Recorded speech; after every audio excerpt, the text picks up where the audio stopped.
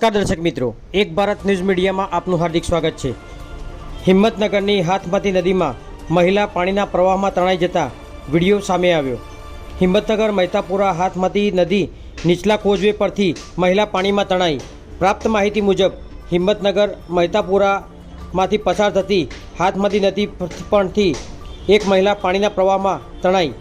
બે બાળકો અને એક મહિલા નદી ક્રોસ કરી રહ્યા હતા તે દરમિયાન ઘટનાના વિડીયો સામે આવ્યા।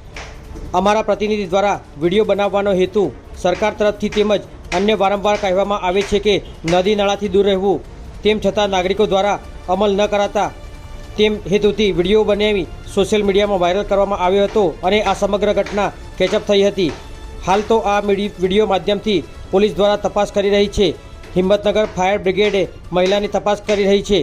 આ વિડીયો મામલતદાર શ્રી તેમજ પોલીસ અધિકારીને આપવામાં આવ્યા હતા। બ્યુરો રિપોર્ટ વિશાલ ચૌહાણ, સાબરકાંઠા।